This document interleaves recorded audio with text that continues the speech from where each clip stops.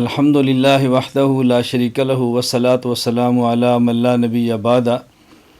ابھی چند منٹ قبل نہایت افسوسناک یہ خبر ملی، حضرت مولانا عبدالحق صاحب رحمۃ اللہ علیہ کے صاحبزادے، جامعہ حقانیہ کوڑا خٹک ضلع نوشہرہ کے محتمم، جمعیت علماء اسلام سین کے امیر مولانا حامد الحق حقانی کے والد اور ہزاروں تلامذہ کے استاذ، ہزاروں علماء کے معلم، استاذ اور مربی، علماء دیوبند کا فخر حضرت مولانا سمیع الحق صاحب نور اللہ مرقدہ وبرد اللہ مضجعہ وطیب اللہ سراہ، جام شہادت نوش فرما گئے۔ دشمنان دین نے ان پر حملہ کیا اور وہ حملہ جان لیوا ثابت ہوا۔ اس پر عالمی اتحاد اہل سنت والجماعت کا ہر ذمہ دار اور کارکن، خانقاہ حنفیہ سے تعلق رکھنے والا ہر مرید، مرکز اہل سنت والجماعت سرگودہ کا استاذ اور ہر شاگرد مولانا سمیع الحق صاحب نور اللہ مرقدہ کی اولاد کے اہل خانہ، جامعہ حقانیہ کے اساتذہ، طلباء، مولانا کے تمام متعلقین سے تعزیت کرتے ہیں اور ان کے غم میں برابر کے شریک ہیں۔ اللہ رب العزت نے قرآن کریم میں ارشاد فرمایا، یا ایھا الذین آمنوا استعینوا بالصبر والصلاۃ، کہ جب کوئی مصیبت اور تکلیف آئے تو اہل ایمان دو کام کریں۔ نمبر 1 اس غم پہ صبر کریں، نمبر 2 اللہ رب العزت کے حضور سجدہ کریں، نماز پڑھیں۔ جب یہ صبر کریں گے اور نماز پڑھیں گے تو اللہ تعالیٰ کی مدد ان کے ساتھ شامل حال ہوگی۔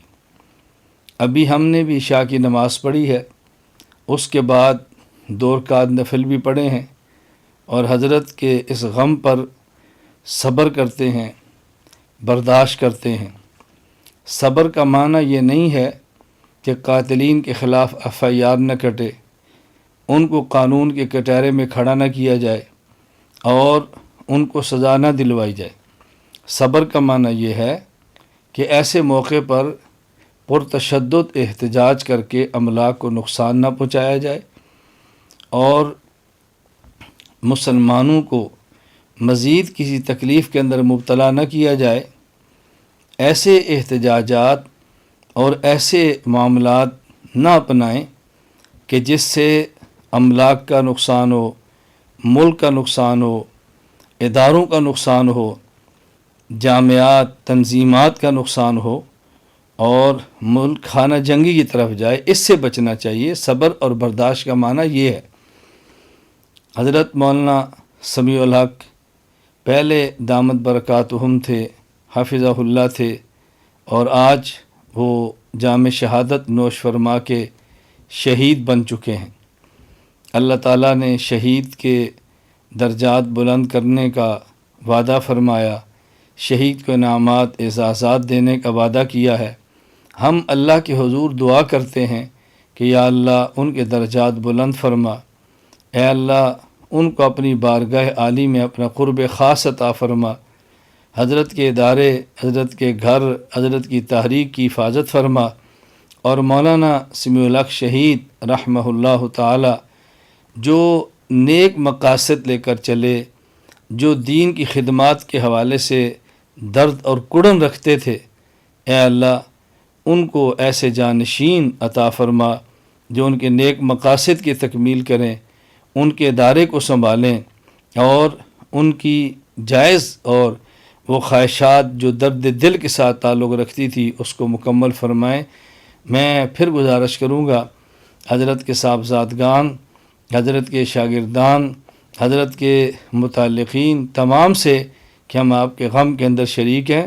اللہ تعالی حضرت کے درجات بلند فرمائے، اور دنیا میں ہر وہ شخص جو ہمارے اس پیغام کو سنے وہ اس کا اہتمام ضرور کرے کہ کچھ پڑھ کے یا کچھ خرچ کر کے یا کوئی نیک عمل کر کے حضرت کی روح کو اصال ثواب ضرور پہنچائے۔ اللہ ان کے درجات بلند فرمائے۔ وآخر دعوانا ان الحمد للہ